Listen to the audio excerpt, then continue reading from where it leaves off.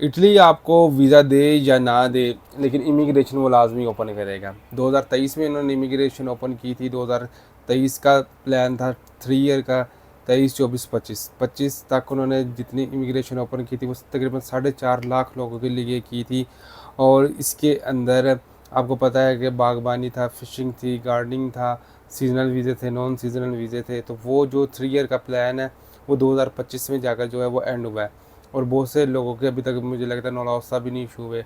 बहुत से लोग अभी अपॉइंटमेंट में फंसे हुए हैं और बहुत से लोगों की भी जो फाइल्स हैं वो एम्बेसी के अंदर स्ट्रक्ट हैं। 2025 आ चुका है और अब उन्होंने 1 जुलाई को नया डेकोरेटिव द फ्लूसी प्लान 2026 का अनाउंस किया, जिसके अंदर तो 2026 से लेकर 2028 तक का न्यू प्लान उन्होंने अनाउंस किया है, जिसके अंदर अब 50,000 ज़्यादा लोगों को वो सीजनल और नॉन सीजनल वीज़ा के लिए बुलाएंगे। पहले 2023 से 2025 तक जो प्लान था उसमें 4.5 लाख लोग थे। अब यहाँ पर जो है आलमोस्ट आप कह सकते हैं कि 5 लाख लोगों को उन्होंने अनाउंसमेंट दी हुई है कि वो आ सकते हैं। 2026 में जो नॉन ईयू वर्कर हैं वो 1,64,000 के करीब जो लोग हैं वो जाएंगे और जाकर अपना काम वगैरह करेंगे। अब 1,64,350 जो लोग हैं वो नॉन यूरोपियन मतलब कि मिडल ईस्ट और साउथ एशिया और एशिया से लोग जाएंगे, जैसे कि बांग्लादेश, पाकिस्तान, इंडिया, नेपाल, श्रीलंका, यहाँ से जाकर वहाँ पर काम करेंगे। काम करने का तरीकाकार वही होगा सेम कि जिस तरह जो आपको नॉन सीजनल और सीजनल वीज़े के लिए आपको काम करना पड़ता है। कोई आपका गार्डनिंग हो गया, फ़िशिंग होगी, या जो पौधे शौधे लगाने होते हैं उसके लिए। लेकिन इसके साथ साथ उन्होंने एक और चीज़ की है कि तकरीबन 13,600 डोमेस्टिक हेल्पर्स के लिए उन्होंने वीज़े इसमें अनाउंस की हैं। डोमेस्टिक हेल्पर यानी कि कुछ लोग डिसेबल होते हैं या डोमेस्टिक काम करने के लिए उन्होंने बुलाना होता है, या बुज़ुर्ग होते हैं उनसे काम नहीं होता, तो उसके बिहार पर तकरीबन 13,500 से लोग वो उन्होंने अनाउंस किए हुए हैं। अच्छा, अब इस साल के अंदर उन्होंने तकरीबन 1,64,000 के करीब वीज़े जो है वो इशू करने हैं नॉन ईयू वर्कर के लिए, जिसके अंदर से तकरीबन 88,000 जो होंगे वो सीजनल वीज़े होंगे और 76,850 जो हैं वो नॉन सीजनल वीज़े होंगे। तो ये तो डिटेल से आपको वीडियो इस तरह से बता रहा हूँ कि आप मुझे पता है कि ये आगे 2-3 महीने के बाद सब लोगों ने अप्लाई करना शुरू कर देना है वीज़ा के लिए।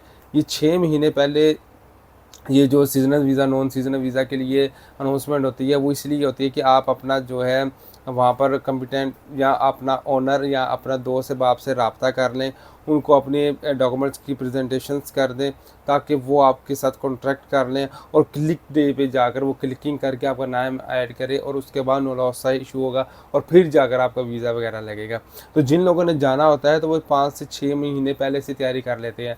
अब 1 जुलाई को उन्होंने ये जो अनाउंसमेंट की है उसके अंदर उन्होंने पूरी की पूरी डिटेल्स दी है और इसके साथ साथ उन्होंने क्लिक डे भी मेंशन किया हुआ है कि जनवरी और फरवरी में क्लिक डेज होंगे। क्लिक डेज में क्या होता है कि आपको पता है कि एवरी ईयर क्लिक डेज होते हैं। क्लिक डेज में जो जो नाम आपने प्रेजेंट किए होते हैं वहाँ से वर्कर को वहाँ पर क्लिकिंग करके उनकी एडिंग की जाती है और उसके बाद उनके नॉलॉस वगैरह इशू होते हैं। तो क्लिक डे का अगर मैं बात बताऊँ तो आपका 12 जनवरी 2026 में एक दफ़ा क्लिक डे होगा। टाइम वगैरह आ जाएगा, वो जैसे ग्रीस के अपॉइंटमेंट के लिए लोग बैठे होते हैं या इटली फैमिली वीज़ा के अपॉइंटमेंट्स के लिए बैठे होते हैं, तो इसी तरह जो इटली में इमिग्रेशन होते हैं या जो भी नौलौसा के लिए काम कर रहे होते हैं तो वो क्लिक डे पे बड़े एक्टिव होकर बैठते हैं और विद इन अ मिनट्स आप कहते हैं हज़ारों की तादाद में क्लिकिंग हो जाती है। और दूसरा जो क्लिक डे होगा वो 9 फरवरी 2000 क्या कहते हैं 26 में होगा।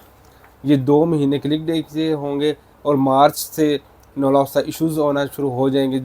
अब नौलौसा साहब आप परेशान हो रहे होंगे कि महीने के अंदर अंदर मैंने कैसे बता दिया है।